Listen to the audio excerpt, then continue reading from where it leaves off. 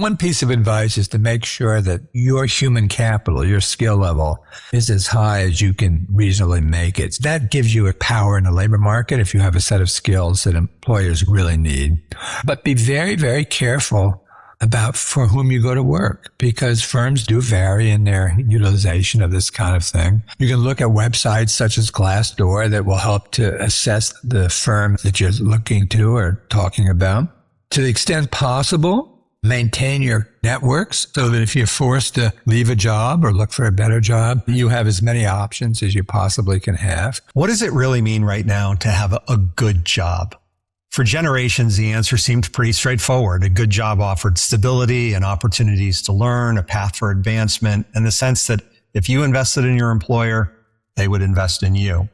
But a lot of people don't feel that way anymore. And whether it's layoffs or contracting or freelancing or part-time work or simply feeling like you're easily replaced, something fundamental seems to have changed in the relationship between organizations and the people who work for them. The social contract doesn't feel the same. And my guest today, Paul Osterman, argues that the biggest shift isn't the rise of the gig economy or even the threat of artificial intelligence in terms of job security. It's that a lot of organizations are just redesigning work around what he calls disposable workers, people who can do the work without truly ever becoming part of the organization on a long-term basis. He argues that this trend extends beyond contractors and freelancers to include millions of people who technically have full-time jobs but aren't being developed or invested in or given meaningful career paths. Paul is the Nanyang Technological University Professor of Human Resources and Management at the MIT Sloan School of Management and one of the world's leading experts on work, employment, and labor markets. His new book, Disposable Workers, The Transformation of Employment, challenges many of the assumptions we've made about how work is changing and what it means for employees, leaders, and organizations. I'm J.R. Lowry. This is Career Sessions. Let's get to my discussion with Paul. Paul, thanks for being with me on the show today. It's great to meet you. It's a pleasure to be here. Thank you for having me. Yeah, absolutely. So you have a new book out called Disposable Workers. It starts with a provocative idea that a lot of employers actually want disposable workers, not employees. So tell us what you mean by that. Well, so let me give you just a few examples to kind of make this more concrete. Think first about the people who clean your office building at night. Those folks are building cleaners who are almost always working for a staffing company, a contracting company. They don't work for the building. So from the building's point of view, these people are disposable. They can stop the contract and get a new set of cleaners. And so they can drive down wages by forcing contracting companies to compete against each other. Another example of a contractor that's a good job, think about travel nurses. They work at some local hospital, but they're not employed by that hospital. And the hospital uses them for a variety of reasons, but they pay them quite well on an hourly basis. Think about a freelancer. One example of a freelancer might be an Uber driver or a food driver. Uber, DoorDash treat these people as independent contractors, as freelancers. They don't pay benefits, they don't pay pensions, they don't pay anything. So that's a tough job. Think about the person who created the index for my new book. That person is also a freelancer, doesn't work for Harvard University Press, but they're paid a good hourly rate. Think about a staff attorney. A staff attorney works at a law firm, but they have no possibility of being on a partner track. They're hired temporarily for a particular case, and when that case is over, they're typically let go. They're employees of the law firm, but they're not on any kind of career path or career ladder. The same would be true for adjunct faculty in universities. No chance of job tenure. They're on short-term contracts. If the demand for their courses goes down, they're gone. But they are employees of the university. Think about many part-time workers. Those folks, while they may want to be part-time workers, also have much higher turnover. Turnover is built into the jobs. You're never going to have a career in the organization. Those are all examples of disposable workers. They're different categories. So I identify these categories: contractors, freelancers. The third category, staff attorneys, and so on, are called marginal workers. I have a new survey, over 6,000 people, and I can put numbers on this. And when you add all those categories together, it turns out that 35% of the adult workforce are in these disposable jobs. So that's what we're talking about. Wow. That's a pretty striking figure, 35%. Do you have a sense as to whether this is increasing Do you have any historical data that would help substantiate one way or another whether the numbers are rising or falling? Sure. So there's no historical data that has the same degree of granularity, detail that my survey does. But I can look, for example, at the employment in the staffing industry, which are, temporary help workers, manpower, Kelly services. Those are all contracting jobs. And if you look at over time at staffing employment, it's absolutely gone up. So that's one indication that it's increasing. If you look at other indicators, for example, job tenure, number of years that people have been with their employer, that's shown a decline over time, which also suggests that there's an increase in disposability. So my survey is the first survey that has the kind of detail that enables you to distinguish all these categories, but there's evidence here and there that it's increasing. Yes. Yeah, I mean, some of this, I think about some of the trends I've seen. Certainly, we've seen the rise of the gig economy. We've got platforms to match buyers and sellers of services all over the place. But just thinking about some of the categories that you mentioned, it's more than that. And I guess from a corporate perspective, what's driving this shift? Yeah. So why are firms wanting to do this? I have evidence that there's a cost to firms for doing this, which you can talk about later on what the consequences are. So firms pay some price for doing it, but there's a series of reasons why they are doing it. One is crude cost in the sense that if you're an employee of the firm has to pay a portion of your Social Security in all the states into unemployment insurance. It's required to pay into workers' compensation programs. There's a set of benefit costs that firms can avoid if they don't have employees, but instead they have people doing the job for them, but are not employees. There's also kind of a set of management costs that managers don't like. They don't like to be constrained. Managers want to manage. And so equal employment opportunity, sexual harassment, difficulty in laying people off just at the drop of a hat. With a contracting firm, you just call up the firm and say, contract's over. With a regular employee, there's often complications in how you lay them off. It's not that you can't, but you have to jump through some hoops. There's also just managerial attitudes. So in the book, I have a quote from McKinsey. McKinsey did a report they called The State of Organizations in America. And in that report, they assert that in firms, 95% of the value of the firm is produced by 5% of the workforce. In other words, the rest of the workforce is not important. I have severe doubts as to the quality of McKinsey's research. But setting that aside, think about the attitudes that underlie a statement like that. Yeah. And you see that in other ways. You see that the failure of what we call high commitment or high performance work systems to diffuse, that is to say, the Toyota systems in which frontline workers are given a lot of responsibility for production and quality. Those have not diffused in America, despite a lot of research showing that they're highly productive. And the reason is managerial attitudes towards the workforce. And then, of course, there's what you could call a benign explanation, one you can respect, I think, which is that there's an up and down in the demand for labor, and some firms feel they need to have flexibility to adjust quickly to that. So those are the reasons. The other thing I guess that comes to mind for me is just, what I'll call and others call the financialization of the economy. Just this idea that we are so focused on earnings and shareholder value that other constituencies, including employees, aren't really given the same weight. And so we're constantly trying to squeeze as much profit out of businesses. And therefore, you want this flexibility to be able to move your costs up and down as you need them. That, I'm sure, factors into all of this as well, right? Absolutely. Firms are profit maximizers. And any argument otherwise is irrelevant. So in the book, I use an analogy, which is sharks. If you think about sharks are a good thing out there in the ocean. They're part of the ecosystem, and they keep the oceans healthy. We want sharks. But sharks have only one interest in life, and that's their next meal. And so we put fences around sharks and barriers. Firms have really, at the end of the day, only one interest, which is maximizing profits. And they're intensely focused on this for the reasons you just described. Now, that's a good thing. Firms create jobs. Firms innovate products. We want firms, but we have to put fences and barriers around them too. And if you don't do that, then you have this kind of explosion of disposability, and it has negative consequences for the workforce. So that's, I think, absolutely part of the story. You talked earlier about the fact that there are some costs of doing all these things too. Do you want to get into some of that? Sure. So from the point of view of the workforce, I look at earnings and I look at job satisfaction. The good thing about using job satisfaction as an outcome is that it encompasses earnings, but also working conditions. And I compare the job satisfaction rates of standard workers with contractors, with freelancers, and with marginal workers. Contractors and marginal workers are substantially less satisfied with their job than are standard workers.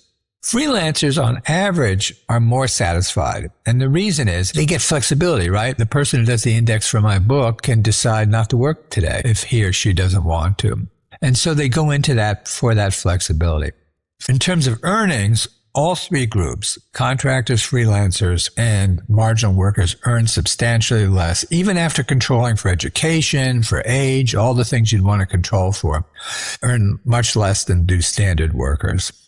There's also a cost to the public at large. In a really good study of hospitals, researchers found that the more contractors that the hospital uses for cleaning as opposed to their regular employees, the higher rate of infection in that hospital. And they attribute this to communications problems between management and contractors because there's a layer between them, right? The staffing firm. There's also evidence that the more contractors there are in industrial settings, the higher the accident rate. So there's a public consequence to that. There is a consequence for firms, which is my data show that contractors and marginal workers are less committed to the organization for whom they work. They are less willing to put in extra effort. They tell me that in the survey. But firms obviously think that that's a cost that they're willing to accept in return for all the other, quote, benefits that they get from this. So if I'm a C-level leader in an organization and I'm listening to all of this, is the answer that you get back when you present this to corporate leaders, yeah, but we've got to maximize earnings? Yeah, you get back two answers. One is the rhetoric. Oh, no, no, no. Our workers are our most important asset. You know, that kind of rhetoric. Then if you look at their behavior, you see that they're doing this. Right. The point of my survey and the interviews I conducted was not to focus on the rhetoric, but to focus on the behavior. So for the companies that aren't doing this, that are continuing to invest in their workers, continuing to give their frontline employees a degree of autonomy and responsibility, are they just chumps in the scheme of things, or are they optimizing for a different set of conditions? Yeah, that's a very good question. So there is a substantial amount of research on what's called the high road in employment. And in the high road are firms that do exactly what you described.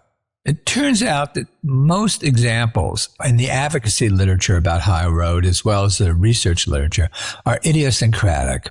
They're either founder-led firms in which the founder has a set of views or values that he or she wants to implement, or they're next-generation founder-run firms. So, you know, Costco is a classic example. So there are firms like that, and those firms are willing to accept some diminution of their profit margin in return for treating their workforce better.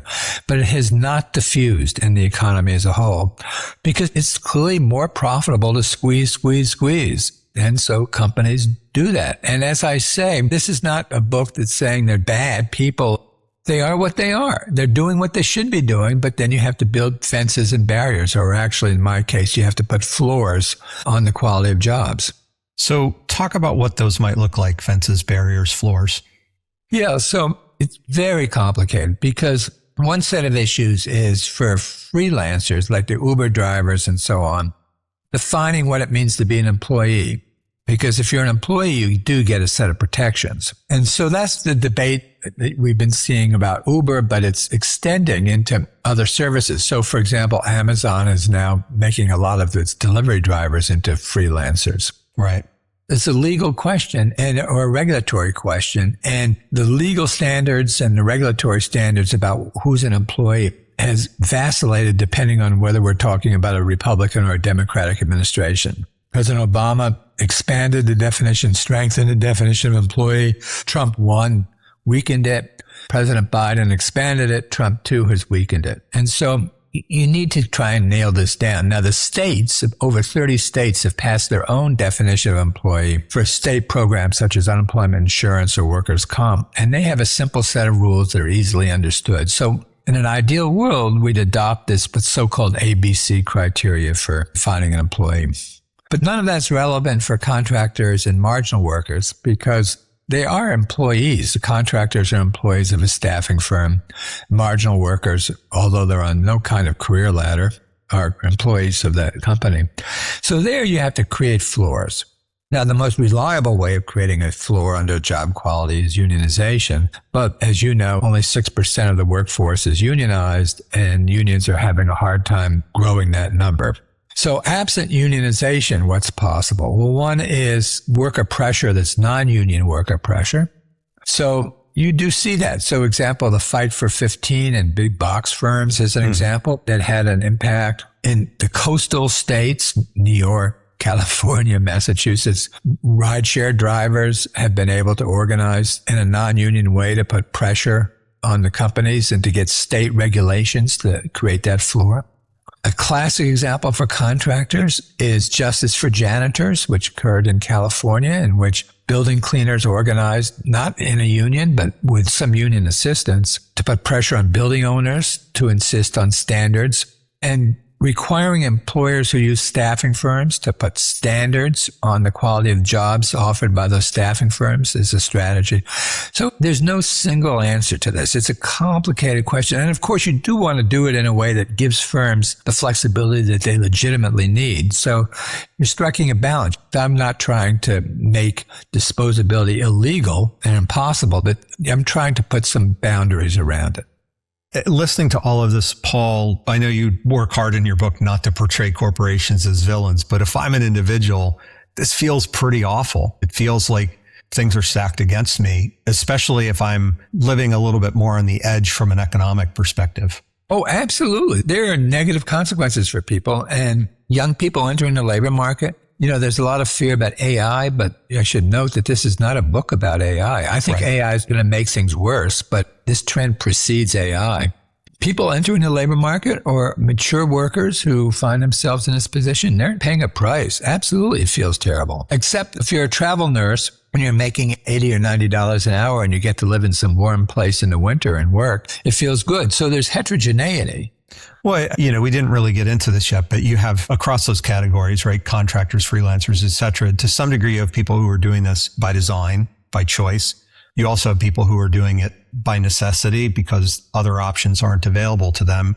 Travel nurse is a great example of somebody who may say, I like to move around. I want to see different parts of the world or different parts of the country. And this is a way to do that. And I'll take the contractual nature of it as a trade-off. Same might be true of an adjunct professor who wants the flexibility and doesn't want to have to do research and all the things that come with being a tenured professor. But then you get people who are really only doing this because it was the only thing available to them. Absolutely. The point, though, is that the data show that on average in these categories, it's a bad thing for folks, even though there's heterogeneity. So travel nurses, you don't have to worry about a floor under their jobs.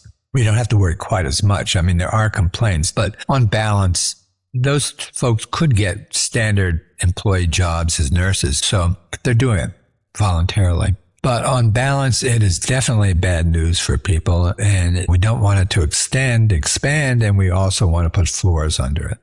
So for somebody who's listening, who's at the beginning of their career and thinking about how this all will affect them, and I think a lot of Gen Z people are struggling with the work world and the work environment these days, what advice would you give them for thinking about their options and for figuring out whether they're on a path that has longevity to it or whether they're just going to become one of these disposable workers? One piece of advice is to make sure that your human capital, your skill level, is as high as you can reasonably make it. That gives you a power in the labor market if you have a set of skills that employers really need.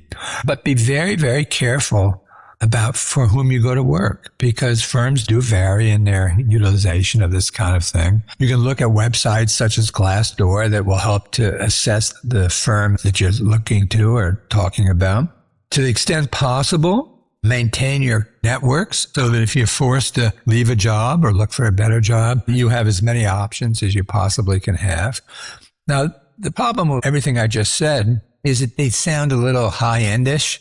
That is to say, it sounds like I'm talking about people with a college degree who can maintain external networks and can look at Glassdoor regularly and so on. For people with lower education, lower skill levels who find themselves in these jobs, and it's very common for them to do so. These jobs are often biased towards people with less personal labor market power. There, it really is going to be a question of public policy to try and create floors.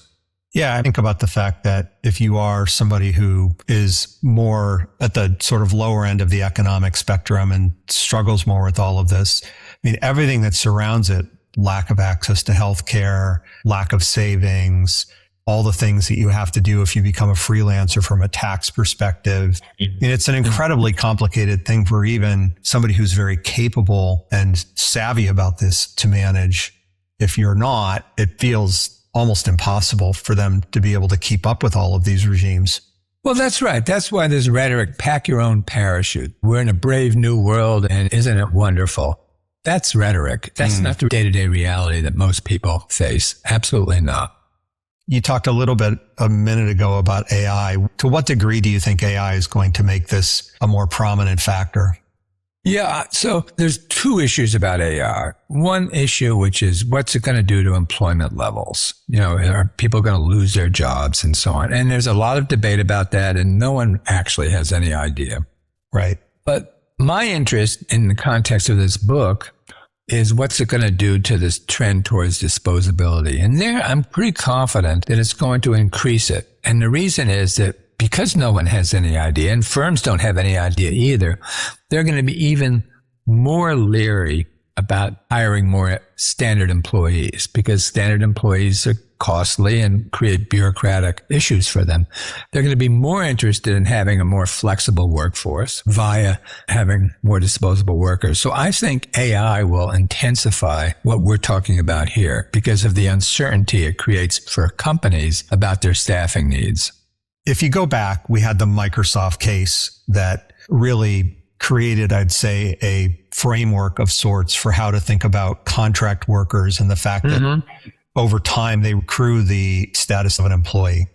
And we've, as you said, gone back and forth a little bit on that. Do you see companies rethinking the mix of employees versus these contract workers? I have not experienced that. I'm just curious what your research shows. Well, if you look at the examples of Amazon or FedEx, you do see a push even away from contractors and towards freelancers to the extent that they can. And then, of course, they run up against lawsuits regarding employee status based on the Microsoft case and other. But firms are seeking to have as much flexibility and as few employees, regular employees, as they can. And so they're following a number of strategies. And so the rhetoric we're all becoming gig workers is wrong. But the rhetoric that we should care about Uber drivers, not just because of Uber, but also because other companies are pushing the boundaries as much as they can, I think is right. Now, there's another thing that's going on, which is clear misclassification, in which companies simply cheat. You know, they don't pay benefits, they don't pay unemployment insurance, they don't pay workers' comp, and so on. And I talk about that in the book. It's a phenomenon. It's real. But I don't think that's the main story. It's for certain occupational categories, but it's not the main story. Yeah, it's always hard to separate the anecdotes from the macro reality. We hear the stories of Uber, we hear the stories of Amazon, and certainly they are both big employers, if you want to think of them that way, even though a lot of their workers are contract people. They're big employers of people, but there are only a few companies in the scheme of things. And then you hear the limited examples of people who are outrageously cheating. And then you've got the whole rest of the economy. And it's always hard to know how prominent all of these things really are in the scheme of things. Yeah, misclassification is real. But the way it works is people are put into independent contractor and freelancer status. And on average, my data show that freelancers are happy campers. On average, there are exceptions. It's true in the case of Uber. It is true that roughly 2/3 of Uber drivers want to be part-time. They want the flexibility. And so it's not important to them that they be employees. But for a third, it is. And there's absolutely nothing in the law, nothing that prevents Uber to make people employees and then give people the flexibility to be part-time if they want to. The law doesn't block part-time employment. So Uber's argument that if you make people employees, they can't have the flexibility that they want, They could be employees and have that flexibility if Uber wanted to do it. And so it's a complicated story. And that's why policy is complicated. It's not all a piece of one or the other.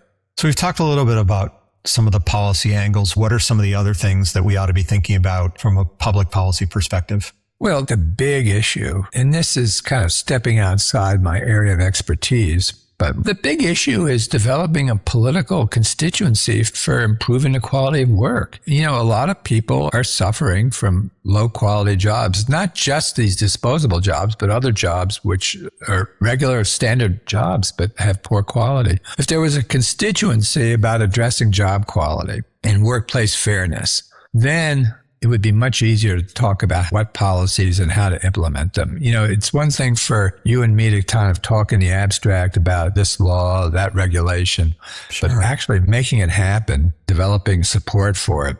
And that's a problem. That's not just an issue with Republicans.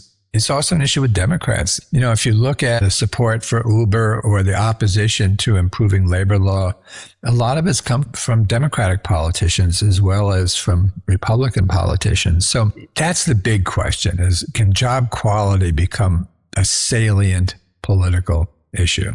Beyond policy changes, what can leaders and organizations do to change the dynamics? And do you think that will happen? I don't think it'll happen without outside constraints.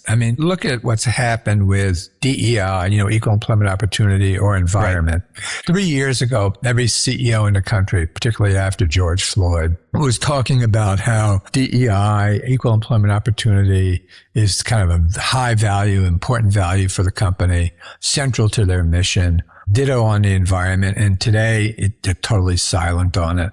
They are about what we've talked about earlier. They're about maximizing profits. End of the story. Now, as I've said, that's not a bad thing. I support that. You just need to put barriers and fences. So I'm not looking for corporate leadership to kind of push on this.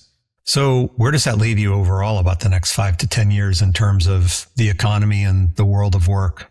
That question is really not an economics question. That question is a political question. Does the political environment shift in a way that makes these issues important to politicians to do something about? Yeah. If it does, we have ideas. I have ideas. Other people have ideas, and we can have a discussion about what to do. If the political environment doesn't shift and this stuff doesn't become salient, then we're all talking abstractly. Any last advice for an individual listening to this about things that they ought to be thinking about? To the extent that you can, maximize your human capital and maximize your external networks. Advice that I give a lot to people. Well, thank you for the conversation today. It certainly is a thought-provoking one, given everything that's going on. And I know we've got, as we've talked a little bit about, a lot in the markets and in the news right now about AI. But as you said, all of these things precede that. And this is a longer-term trend. It will be interesting to see how this plays out, to say the least. Well, thank you. I've enjoyed the conversation. It's a good conversation. Yeah, I appreciate your time as well. And I wish you luck with the book. When's the book coming out? The publication date is August 11th, but you can order it on Amazon today and get it. Thank you for your time. Take care. All right. So what do I want you to take away from my discussion just now with Paul? First is this idea that job security isn't just about having a full-time job. Interestingly, when he looked at this idea of disposable workers, it isn't just a discussion of freelancers and contractors, the gig economy, so to speak, but also between people in an organization who are being invested in and who have a future and a career path, and the people in an organization who don't and are therefore more disposable. Second is an idea that flexibility has value, at least for some people, but it does come at the expense of feeling like you truly belong in an organization. Some people genuinely prefer contract or freelance work, and organizations are always going to have a need for flexible talent, and they'll certainly exploit the opportunities to hire people in a more flexible kind of arrangement. The challenge is seeing the trade-offs. Career development and mentorship and organizational knowledge and advancement often come from being part of a system that's committed to your long-term success, not just your current assignment.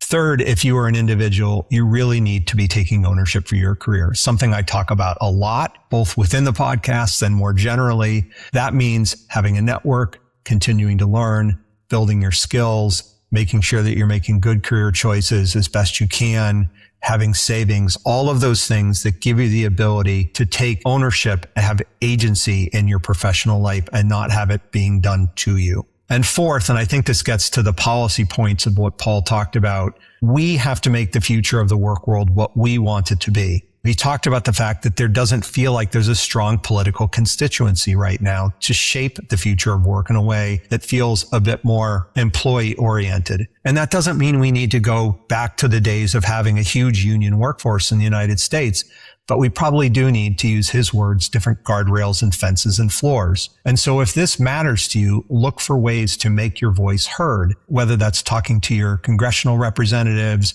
or advocating at the state level or even advocating within the organization you're in today. A very thought-provoking conversation, much to think about from this. And again, I appreciate that Paul was able to join today, and I appreciate the opportunity to have read his book as well. As always, I invite you to subscribe to Career Sessions on Apple Podcasts or Spotify or YouTube. If you found the discussion enlightening, you can join my membership community, which is called Pathwise, or you can sign up for our newsletter, Path Wisdom. Thanks. Have a great day.